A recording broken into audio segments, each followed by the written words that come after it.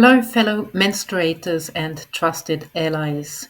Welcome again to a community event for My Period Data is Mine. We have Marcel Hi there. and you have myself, Daniela, and today is our last time we're meeting before the Christmas holiday and New Year's break. So I hope all of you are ready and in the mindset, irrespective of what your situation is. And yes, I do recognize that for some people it actually means more work, more stress, more of the downside to this period of the year. I'm thinking here of emergency services, anyone in the medical profession. So my heart goes out to you. Keep hanging in there. There will be a more quiet time to come afterwards. Marcel, would you like to start today, or should I share some of the thoughts on what I've seen since we met last time? No, I think if you start with sharing what you've seen, that'd be a good place. So what I have on my mind, and Marcel and I have been talking about this throughout today, is a court case that was lodged by Ken Paxton. He is the general attorney of Texas in the United States of America. And this court case is seeking to prevent any Texan from receiving medical treatments by a non by doctors or medical people who are not certified by the Texas Medical Board. Now you're thinking, is it Elon Musk? You see the reason? No. The original reason was a woman traveling to, I believe, New York and receiving abortion treatment there. She was given the abortion pills by a doctor, a fully licensed and certified doctor in New York, and that should not have happened, according to Paxton. So now he's trying to enshrine in law that people that women from Texas can only receive medical help by medical professionals in Texas and nowhere else. Goes further than that. He's also trying to uh, sue the doctor for practicing without a license, a Texan license. Again, let me stress the patient was in New York, the Yes, doctor was in New York, the treatment was in New York. Texas was doctor not has a involved. license to practice medicine in New York. Yes. So it's pretty grim. Should that come to be, that would make it really, really grim for everyone who is going to be covered by this law. Now, I don't have the exact details if it is only Texas citizens or if it's residents or who exactly it will cover. Because if it were to cover citizens, then even a say Texas born diplomat who is having duty overseas, say, I don't know, let's say, pick the UK, then they would not be allowed to get medical treatment, which Anyone means on holiday, anyone on holiday would be under this law as well. So anyone, and yes, that if it were residents, that would also cover Elon Musk. So what would happen in those situations? I don't know, and frankly, my thoughts are around all of the women who currently are not receiving the medical care that they should do already, that they will have an even worse time coming at them. If I were in Texas, personally, I would pack up and go. You have time, you can start another life elsewhere.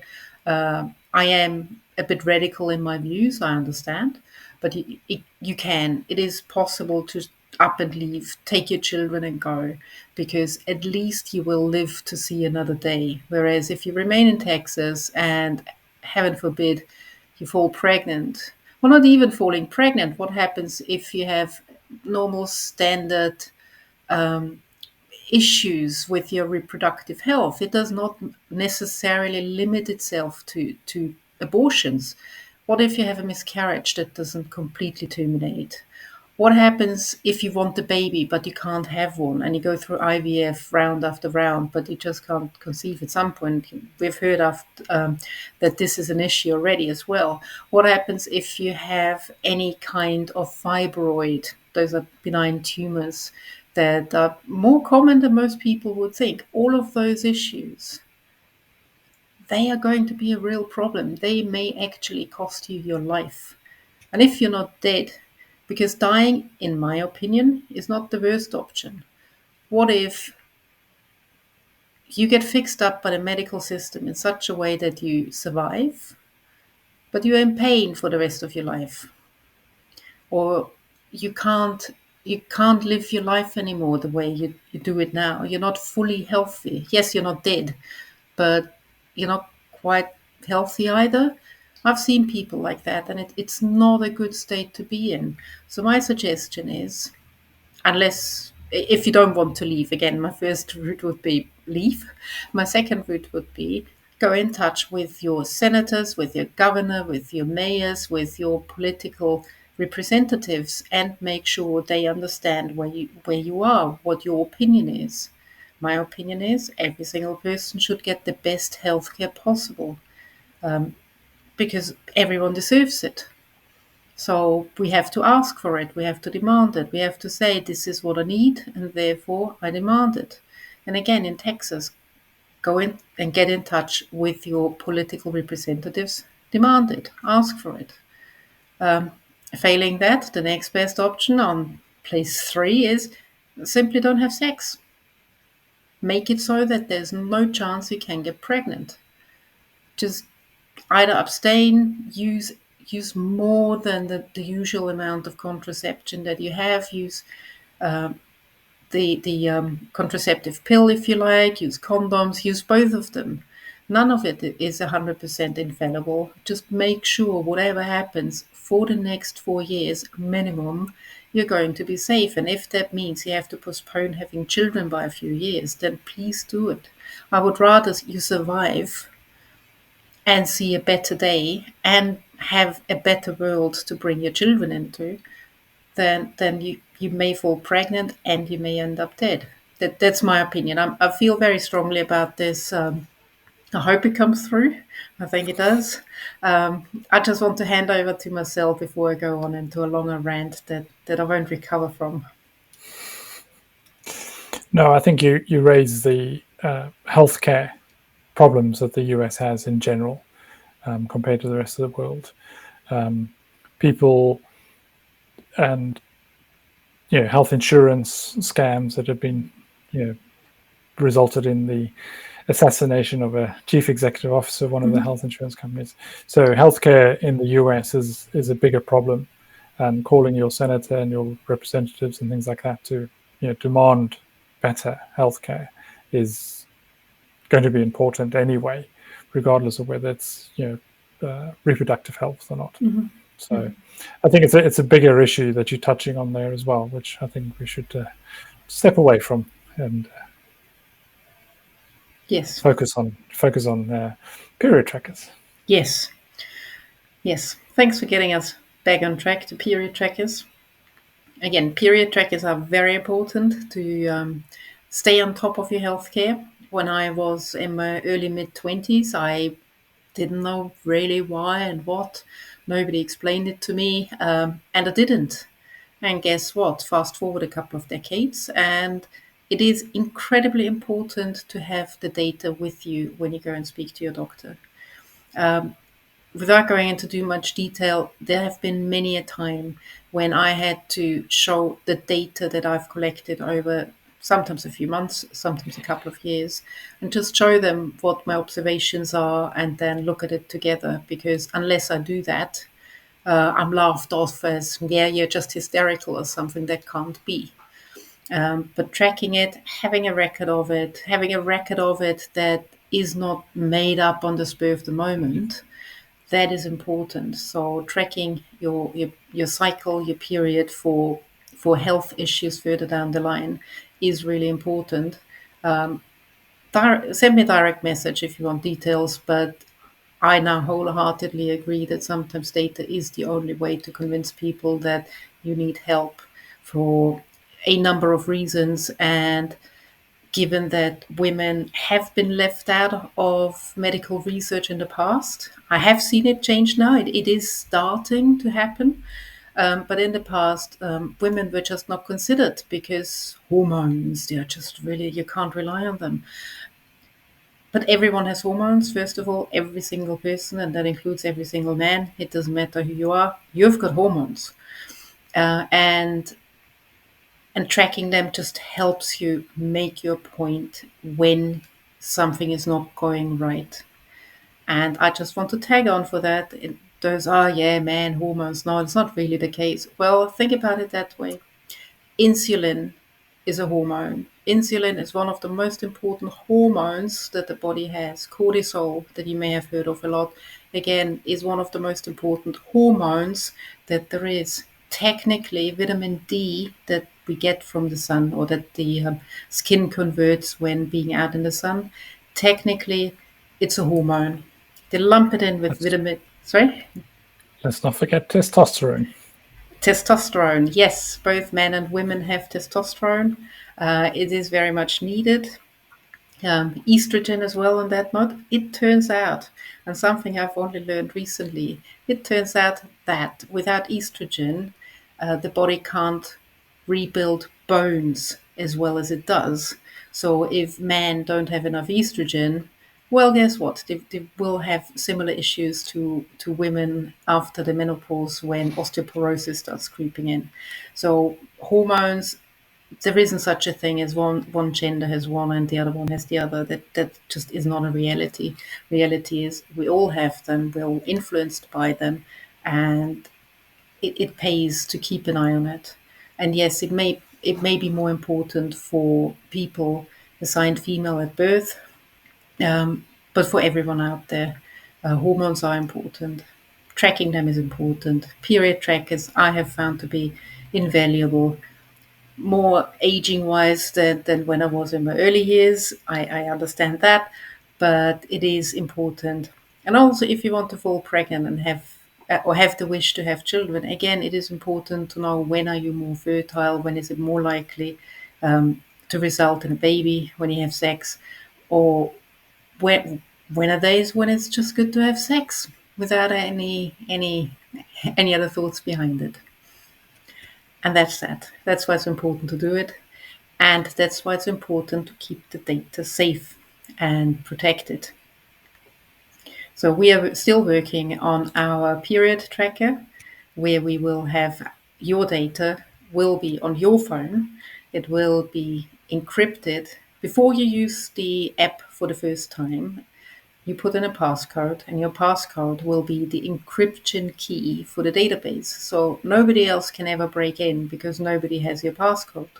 And that means even if your phone were to be confiscated by somebody or were to land in the hands of a third party, I'm not going to point the finger at the government, at the incoming government now, but anyone out there who has access to your phone, they no longer will be access to data. They never will be because they don't have your passcode. Unless you tell them, they will never be able to break in. It's just not possible at this point in time.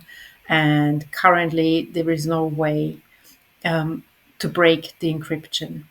There just isn't. It's not likely to happen in the near future. And if there ever were a way of going around the encryption, by that point, we would be involved in having a new version out there. So our app at the moment is the safest way to keep your period data. I'm using it myself. As the first user, I had a few suggestions on improving it. We're working through this list and they will come. We did have a few minor delays, but we're confident that we have the better version, the next version, out and ready early in January. And then we can publish a very early version to the wider public, hopefully in quarter 1. Again, if you want to get involved, if you're keen, get in touch with me or get in touch with Marcel. Both of us are quite nice, I believe. And you can have a version of that. Now, if you're an early user, it still works the same way. We don't have access to your data. Your data will only stay in your phone. It's never sent anywhere else. And yes, being an early user also would give you the advantage that you can give feedback to us to improve and make the app better for everyone. Exactly.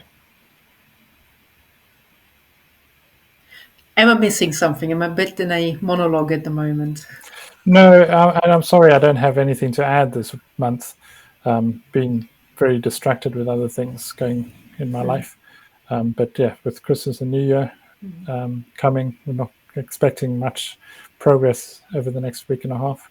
But yes, come the new year, the schedule should clear up, and I should be able to provide more attention to this project. Yes, same here, and I'm quite excited about the new year. A bit more time, a lot more time for it. Ultimately, that's the main point. More time, meaning we get newer versions out quicker, meaning it will be available sooner and quicker, and as a result, that then can fully focus on contacting people, newspapers, and writing articles and getting the word out. Yes, I'm looking very much forward to it. My comment at the beginning about the holiday season being a bit stressful. For us, it's a little bit in reverse. Stress has happened. Now focus comes back, which is good in many ways. And yes, I am looking forward to having the first version out there. Get in touch if you want a tracker that is completely safe. Get in touch. If you want to help, if Christmas, Hanukkah, holiday season in general is a time of sharing and supporting others that are less fortunate than you. Do donate. Go to our webpage if you want to see the tracker out sooner. Donate to us, and it will happen sooner. We know that I have the costs for an additional developer to get everything done and finalized. That's only a few £1,000. If you want it to look pretty, for lack of a better word, and more functional, again, it's another few £1,000, euros, dollars. They all seem similar at the moment. Donate, then we can hire people. It will get done sooner, and it would help everyone, given that we want to make the period tracker available for free. Therefore, do help. If you don't have any money and you can't leave Texas at the moment, you still can contribute if you have the skills of writing. So as to contact newspapers, thinking old media here, websites, social media accounts, just getting the word out would really, really help us. And with that help people who menstruate, people who need to track the health status and the periods. It would really help them and get the word out. If you just want to have fun and hang out, get in touch anyway. Why not? Let's try it. But realistically, we could do with some support, either in the form of volunteering or in the form of donations. That would be greatly appreciated. Yep. What else? I think that's it for this month. One last comment that just from my perspective, I found out about the Texas lawsuit from from the Substack led by Joyce Vance. She is a prolific legal mind in the US. She is a fantastic communicator, and she started by saying, "Sorry about the long post." She covered a lot of the news that's come out around the incoming government in the US. And for me, it's pretty grim reading. I made the not fatal, sorry. I made the mistake of reading it in the morning and it colored the rest of my day. So, my advice to anyone out there, don't let the news get to you. If need be, just don't read the news unless it impacts your life directly and immediately today. It may not be worthwhile reading it. Yes, there will be criminals in the government. One of them's been elected. More will come in. I, not in my lifetime, have seen anything like that either in the US or other countries. So my advice: just switch off the news, just let it go, as they say. Go and watch a movie, do something you enjoy, read a book, learn something, try and improve your life in some which way, but don't let the especially the bad news, don't let it get to you, because that's often clickbait. It thrives on fear. Don't give in to it. Don't give them what they want. Don't give in to the fear. Be brave. Step away from it, and make your life better.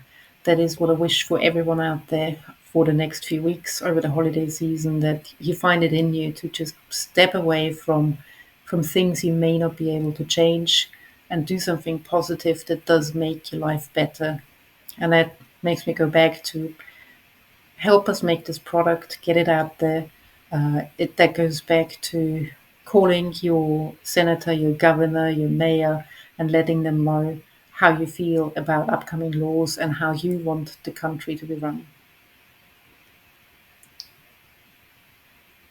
And with that, I wish everyone Merry Christmas, Happy Holidays, um, whichever religion you follow. I hope you have good gatherings with your family. I hope there's very little stress. I hope you do take the time and you try out just a little action, just one. Get on the phone to your mayor, call them, say hello and what you want. Try it out. It feels good. It really, really does. Um, and you never know, you may end up running for mayor one day yourself. Again, I hope and I wish that for some of you out there, that this is something you try out, you enjoy, and you may even like it. Okay, and with that, I wish you a happy holiday and a Happy happy new holidays, year. everyone. Bye bye. Bye.